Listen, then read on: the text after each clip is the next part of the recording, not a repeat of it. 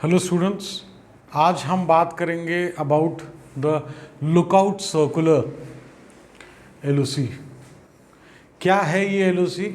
This is basically जैसे एक तरीके से आप एक नोटिस समझिए, एक ऐसी नोटिस जिसमें जो मूवमेंट है ऑफ अ इंडिविजुअल पर्सन उसको रिस्ट्रिक्ट करते हैं with in a particular country. अगर इंडिया की बात करें तो इंडिया की बाउंड्री के अंदर ही वो पर्सन रहना चाहिए। ऐसा ना हो, बेसिकली अगर आप इसको आसान शब्दों में समझना चाहें तो ऐसा ना हो कि कोई आदमी मान लीजिए बैंक से करीब 200 करोड़ का लोन लिया, for example, this is a example, okay. तो 200 करोड़ का अगर लोन लिया लेकिन वो अपनी ईएमआई, वो अपना प्रिंसिपल अमाउंट है ना, ये सारी चीज़ें उसकी बाउंस करती जा रही है और उसके वजह से डेफिनेटली अगर वो रीपे नहीं करेगा तो वो लॉस एक बहुत बड़ा इकोनॉमिक लॉस है हमारी कंट्री का।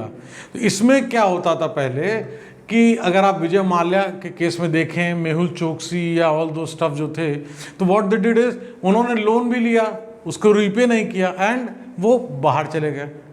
अब इसमें लॉस किसका है? लॉस तो कंट्री का है ना। तो इसलिए अब ये लुकआउट सर्कुलर है। ये लुकआउट सर्कुलर खैर पहले भी था लेकिन कुछ चीज़ें इसमें चेंज हुई हैं, वो आगे हम इस वीडियो में देखेंगे कि 2010 की नोटिफिकेशन में, 2018 की नोटिफिकेशन में क्या चेंजेस आए हैं। तो ये जो आर्टिकल है जिसको हम आज डिस्कस कर रहे हैं, ये आर्टिकल द हिंदू से लिया हुआ है जिसको आज हम डिस्कस कर रहे हैं।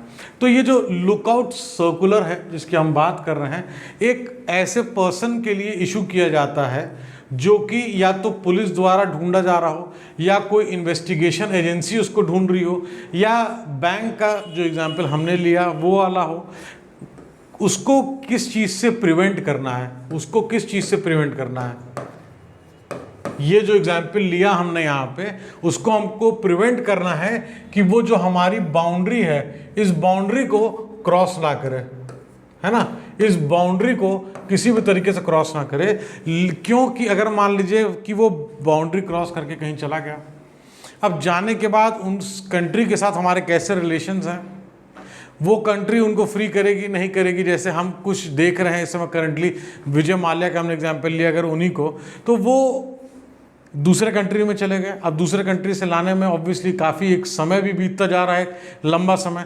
तो लॉस किसका है? लॉस तो हमारे कंट्री का है, वो है ना, बैंक का है, और डेफिनेटली वो चीज़ कंट्री को अफेक्ट करेगा। तो इसलिए ये जो लुकआउट सर्कुलर है ये किस तरीके से कौन इशू करता है ये भी हम आगे देखेंगे। इसका जो मेन पर्पस है is to stop the person from fleeing the country, वो कंट्री से किसी भी तरीके से भाग ना पाए, इसीलिए ये लुकआउट सर्कुलर जो है इशू किया जाता है। इमिग्रेशन, अब कंट्री से कहीं भी बाहर जाना है तो ये 86 पॉइंट्स हैं अपने कंट्री में, इंडिया में 86 पॉइंट्स हैं जो कि इमिग्रेशन के पोस्ट हैं, है ना। तो इमिग्रेशन के जो चेक पोस्ट हैं, इस 86 इमिग्रेशन चेक पोस्ट के द्वारा ही आदमी कंट्री से कहीं भी बाहर जा सकता है। तो इसमें क्या होता है कि ये इमिग्रेशन जो हैं इनको बोला जाता है कि ऐसे व्यक्ति को जिसके लिए लुकआउट सर्कुलर जो है जारी किया गया हो, ऐसे इंडिविजुअल को जिनके अगेंस्ट में नोटिस इशू की गई है, ऐसे इंडिविजुअल को इमीडिएटली वहीं पे स्टॉप कर देना है।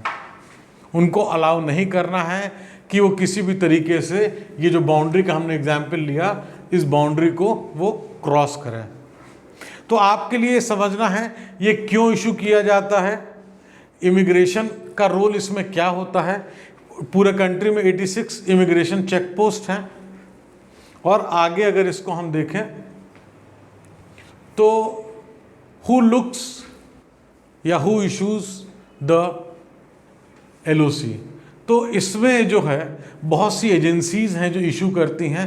कुछ एजेंसीज़ का यहाँ पे अगर हम मेन एजेंसीज़ का एग्जाम्पल लें तो सीबीआई है, ईडी है, एनफोर्समेंट डायरेक्टोरेट, डीआरआई है जिसको हम डायरेक्टोरेट ऑफ रेवेन्यू इंटेलिजेंस कहते हैं, income tax, state police, intelligence agencies हैं। ये जो ऑथराइज हैं जनरेट करने का, ये जो है एलओसी जो है ये इशू कर सकती हैं अगेंस्ट इंडिविजुअल पर्सन, है ना, ये ऑथराइज्ड हैं।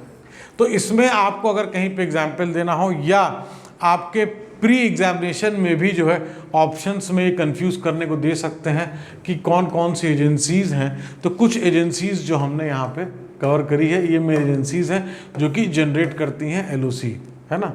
मिनिस्ट्री ऑफ होम अफेयर, जो मिनिस्ट्री के अंडर में ब्यूरो ऑफ इमिग्रेशन काम करता है, ministry of home affair in 2018 broad change, एक चेंज लेके आया जिसके लिए अभी हम बात कर रहे थे। 2010 के इनकी जो गाइडलाइंस थी उसमें उन्होंने चेंज लाया। क्या चेंज लाया? स्पेशली जब उन्होंने देखा कि इकोनॉमिक ऑफेंडर्स एलओसी जो है इशू होने के बाद भी, है ना कहीं कोई ना कोई एक गैपिंग रह जा रही थी, तो कोई गैपिंग ना हो, इशू होने के बाद भी विजय माल्या जी का इशू हो गया, विजय माल्या लेकिन तब भी निकल गया कंट्री से। तो इसमें क्या किया इन लोग ने, 2018 में एक चेंज लेके आया कि जिसमें इन्होंने ऑथराइज कर दिया chairman, managing director and chief executive of all public sector bank, बहुत बड़ा स्टेप है ये भी जो हैं आपका एलओसी इशू कर सकते हैं, है ना। क्योंकि जैसा हमने एग्जांपल लिया, आप 200 करोड़ का लोन लिया, विजय माल्या का जो इस आर्टिकल में लिखा है वो 900 करोड़ लोन लिया है, तो 900 करोड़ लोन लेके अगर वो बाहर चला जाता है और उस पैसे का रीपेमेंट नहीं होता है तो हमारे कंट्री से 900 करोड़ एक तरीके से बाहर चलेगा जब तक वो पेमेंट नहीं हो जाता है। तो ये बहुत बड़ा एक कंट्री के लिए लॉस होता है। तो इसीलिए मिनिस्ट्री ऑफ होम अफेयर का एक बहुत अच्छा स्टेप रहा 2018 में, जिसमें उन्होंने ऑथराइज किया कि chairman, MD and CEO of all public sector bank can even issue या generate LOC against the person जिसका कोई ऐसा इंटेंट या ऐसा इरादा हो जिससे वो हमारे economic interest of the country को किसी भी तरीके से हैम्पर कर रहा हो।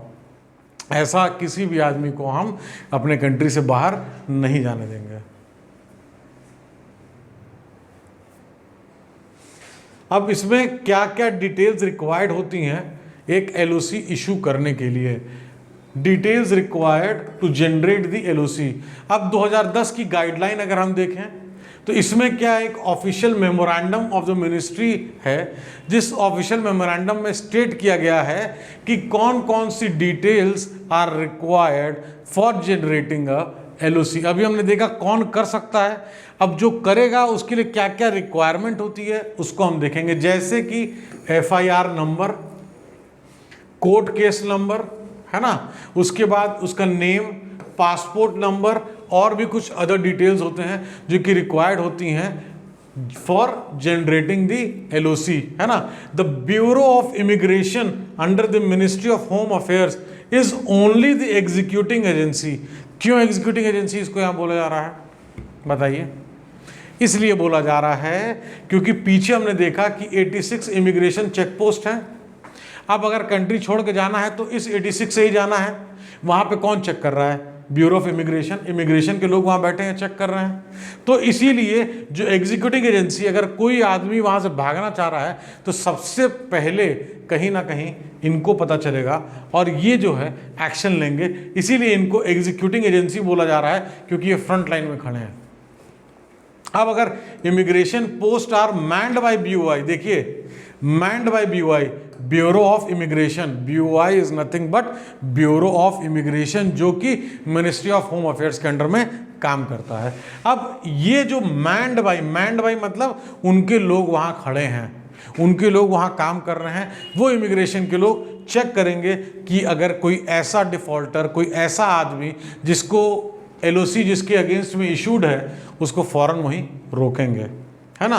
First responder to execute LOC.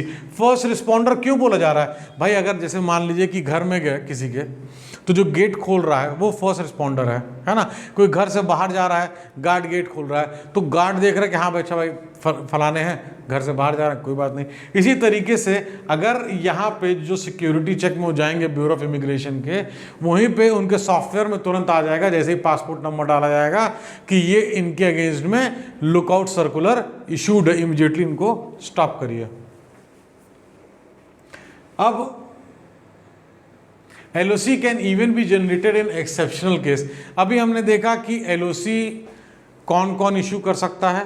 Banks को भी 2018 के बाद इंक्लूड कर लिया, बैंक्स के कौन कौन से पोस्ट इंक्लूड करें उसको हमने देखा। कुछ एक्सेप्शनल केसेस भी हैं जिसमें एलओसी इशू हो सकता है, जैसे कि without keying in the complete parameter या केस डिटेल के अगेंस्ट, जैसे किसी का अगर कोई सस्पेक्टेड है ना, कोई सस्पेक्टेड है किसी क्राइम का, या सस्पेक्टेड है किसी भी ऐसी एक्टिविटी जो कि अनलॉफुल या इलीगल एक्टिविटी है, कोई सस्पेक्ट है, कोई टेररिस्ट है, कोई एंटी नेशनल एलिमेंट है, तो in larger national interest we can, जो ऑथराइज एजेंसी हैं वो एलओसी जो है इशू कर सकती हैं उसके अगेंस्ट में। जैसे कि आर्टिकल 370 जैसे ही रिवोक हुआ फ्रॉम जम्मू एंड कश्मीर, बहुत से पॉलिटिशियंस थे जिनको कहीं ना कहीं उनके अगेंस्ट में एलओसी इशू होके और उनको वहीं पे आराम से रख दिया गया, है ना। और LOC can be modified, deleted और withdrawn only at the request of the origination. जहाँ से एलओसी ओरिजिनेट कर रही है उसमें अगर कोई चेंजिंग करना है तो उसका एक बहुत इंपॉर्टेंट रोल रहता है। और बहुत से सिटीजन्स ऐसे भी हैं जिनके अगेंस्ट में एलओसी इशू हुआ और वो अपने एलओसी को क्वैश करने के लिए कोर्ट भी जाते हैं, और कोर्ट फिर उसके हिसाब से भी इंटरवीन करता है कि किस तरीके से, किस बिहाफ पे उनके अगेंस्ट में एलओसी इशू किया गया। इनफैक्ट ये भी कहीं ना कहीं एक बार आया है कि अगर किसी के अगेंस्ट में एलओसी इशू हो रहा है तो उसको पहले बता दिया जाए, लेकिन मिनिस्ट्री ऑफ होम अफेयर्स का कहना था कि अगर हम किसी को पहले बता देंगे तो वो इतना एक सीक्रेट, ये एक तरीके से नोटिस है, एक सीक्रेट चीज़ है, इंपॉर्टेंट एस्पेक्ट है कंट्री के एस्पेक्ट से, तो उसको अगर हम किसी को लीक कर देंगे, किसी को बता देंगे, स्पेशली उस आदमी को कि भैया हम तुम्हारे अगेंस्ट में एलओसी इशू करने जा रहे हैं, तो कहीं ना कहीं चांसेस और बढ़ जाएंगे उसके इधर उधर भागने के। बहुत सी चीज़ें हैं, ये मिनिस्ट्री का अपना रोल है, कोर्ट का अपना रोल है। हमने ये देखना था कि किस तरीके से एलओसी कौन इशू कर सकता है, किस किस वजह से एलओसी इशू होती हैं, किस तरीके से चीज़ें वर्क करती हैं, उसका पूरा सिस्टम क्या है, और क्या एक्सेप्शनल केसेस कौन कौन से हैं, है ना, और ब्यूरो ऑफ इमिग्रेशन का क्या रोल है। इन चीज़ों को हमने देखना था, जिसको हमने देखा। अगर आपका कोई क्वेश्चन है तो definitely you can comment down and we will answer it. Thank you so much for watching.